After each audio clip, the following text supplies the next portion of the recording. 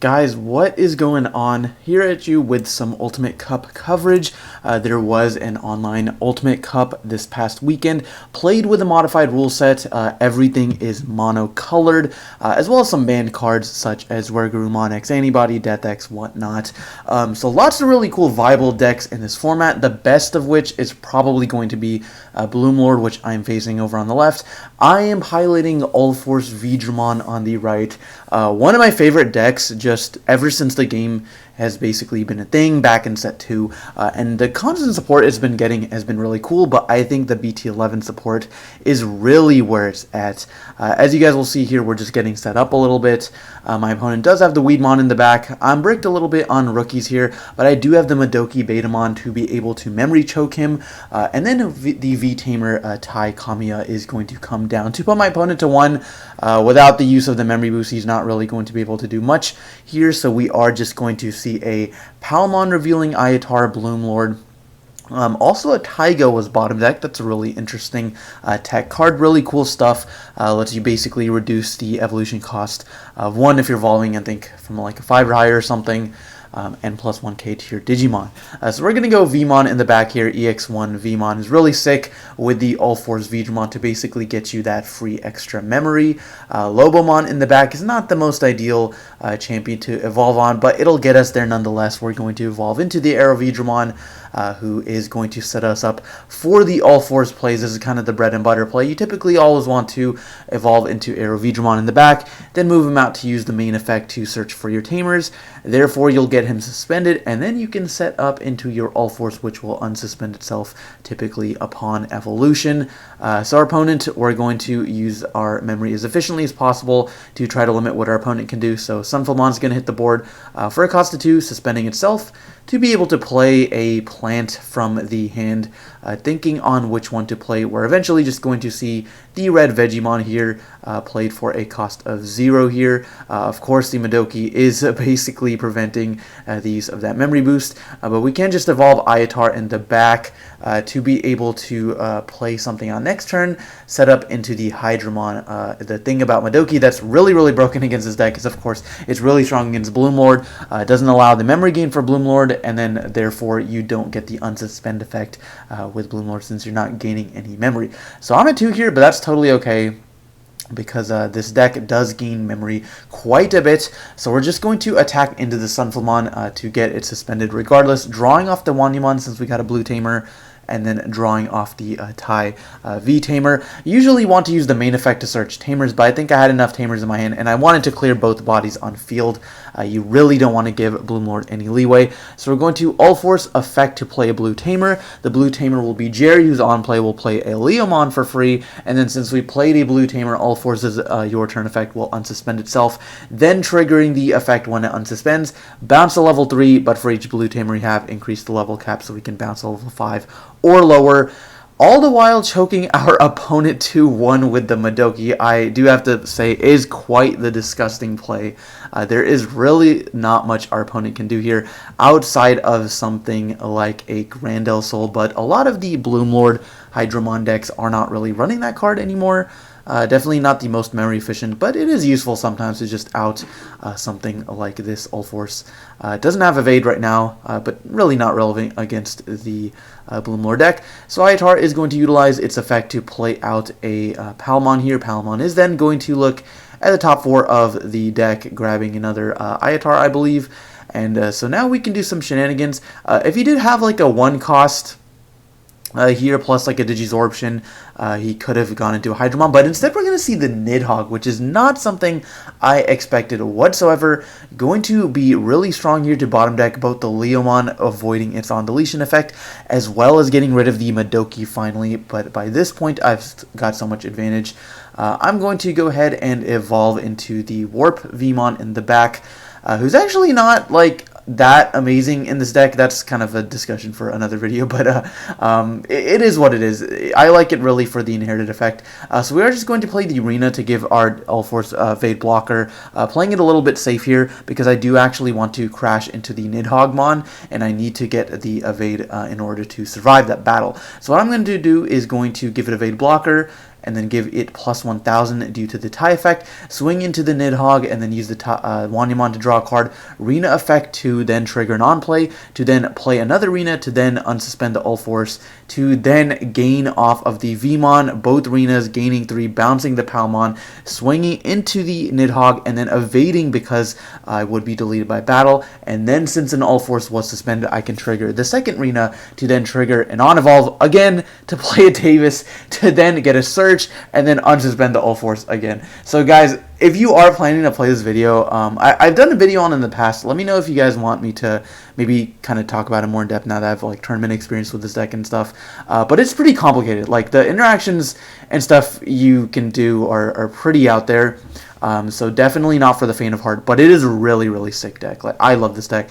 If you're wondering why I didn't swing again into security, it's because while I am at 13,000, I didn't want to risk running into a Hydramon, or I guess a Nidhogg in this case as well, and then I wouldn't be able to unsuspend before the attack connects to be able to evade in case I did hit a like a 13,000 Digimon. So usually you can play around that, like you can give yourself pseudo battle protection by unsuspending with the Rena, but since I had used both before, I didn't really want to risk it again. But anyways, Itar is going to be evolved up into the back, putting me to 3 memory since I've got the Davis now. It's pretty nice. I've got the Arrow Vidramon in the back in case my opponent does some funny business, in case he does promote, so I can out pretty much anything he throws at me with that stack. So I'm cool just leaving it in the breeding area. Don't really need to overextend. I don't know if I can go for game here, or at least I wasn't sure. So I'm just going to swing security, draw, play Arena off the Rena effect, or off the Ulforce effect, triggered by the Rena, to then gain 4 memory, swinging into security here. So we basically get a bunch of extra attacks. I'm going to then go ahead and use the Vmon effect to top check 3, search a Vidramon Jerry. Rena's effect, trigger an on-evolve, play a Jerry, unsuspend, and then we're just going to keep doing it. Didn't have a Leomon, but you're really just using it for the extra attacks. Going to do it again. And here I guess I did have lethal, but I should have just promoted the Arrow Vidramon, but I think I was missing a Tamer until that Vidramon, the Vmon top check 3, so I wasn't sure, but even then I was able to have lethal because I had a Lobomon as well. So guys, our opponent here is going to start us off with just 1 memory off of the red Vegemon evolution, so we're just going to put them back to 1 with a Vmon plus a Vidramon. That Vidramon, starter deck Vidramon, I really, really like against decks that go wide. It lets you get a little bit of control in just by bouncing their level 3s for free. Also not a once per turn effect. A lot of people forget that, so that's really sick. But then we're just going to pass the turn again with the Arrow Vidramon. Our opponent does have a little bit of an awkward start here with a Palmon on the field, and then he's just going to go Sunflamon to play a Vegemon, or a Weedmon. But looks like he's missing some level 5s here. Choking us to 1 is really good though.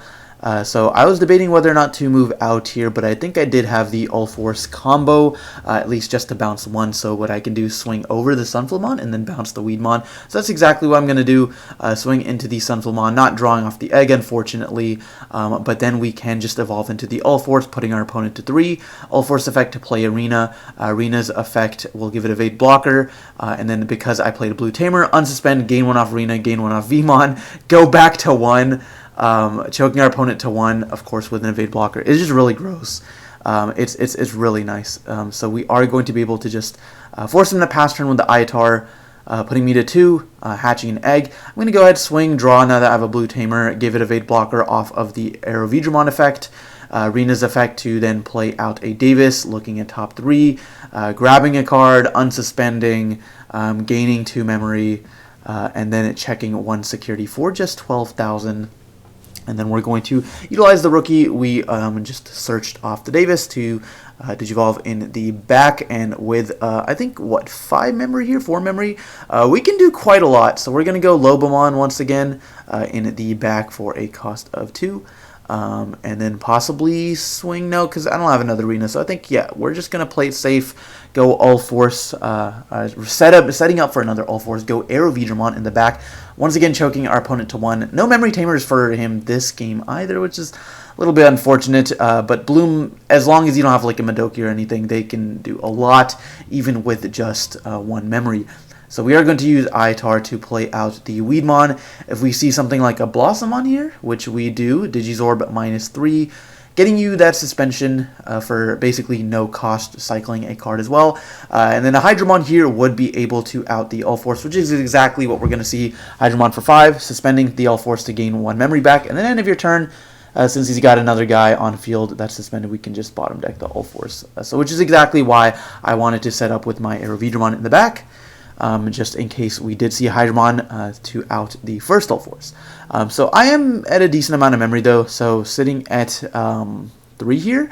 I will be able to suspend just by swinging into the Blossomon. Of course, losing one off of the Hydramon, unfortunately. But that's okay because I can clear the threat while also cycling a card. And then just going Ulforce to bounce the Hydra back to the hand by playing out a tie, unsuspending, gaining 2 memory, going back to 0, and then bouncing the Hydramon. Bouncing Hydramon, it's a little bit of a feels bad. Like, you definitely want to clear that card off the field. You can't let it live. But just the fact that then they will have the Hydramon in hand, to where if they build another stack, you have to deal with it again. And it's really annoying because it gets around like your evade skill. So it just bottom decks it, doesn't put it back to hand. So you need like basically a whole nother Ulforce line to be able to do anything. So we're just going to swing and then trigger the arena to play out another tie. And I can play around the security a little bit to put my Ulforce to 14,000 to be able to basically play around like the Nidhoggs and the Hydramons and stuff, and then just play a Vmon. Our opponent's got nothing on field, so I'm not too worried about losing out to any specific option card or anything. We're just going to search the arena. You know, if you had a Grandel Soul, the fact that my Ulforce has evade wouldn't do anything anyways, and since I was able to put it at 14,000, I can just swing at security. Not worried about an attack with rush or anything, so I don't really need to have it active as a blocker right now. So we're just going to play that Vmon, and putting our opponent on 3 memory is fine because he's basically got nothing on field. If he doesn't out my board, I have lethal for next turn. Again, assuming there's nothing funny in security, but even then, you can play around it to some extent. Got Lobomons in the deck as well, so really just need like 2 of these attacks to get through. Ulforce has multiple attacks, so we will most likely be able to close out the game. Opponent is just going to play out a memory boost. I'll go to 3 regardless because of Davis, so that's cool. And then we're going to unsuspend, go to 4 because of Rena, since a blue Digimon unsuspended. And we're just going to boost him to 14, swinging into security. Rena's effect to trigger to play Arena to gain a billion memory, to check a security, do it again, and then go for lethal that turn. So guys, hopefully you enjoyed that video about BloomLord versus Ulforce. Highly recommend Ulforce. It's a really cool deck. The only real downside is it's a very expensive deck too. But anyways, let me know what you guys think down in the comment section below. Are you liking these Ulti Cup rules or not? Let me know down in the comments. But thanks for watching, guys. We'll see you next time.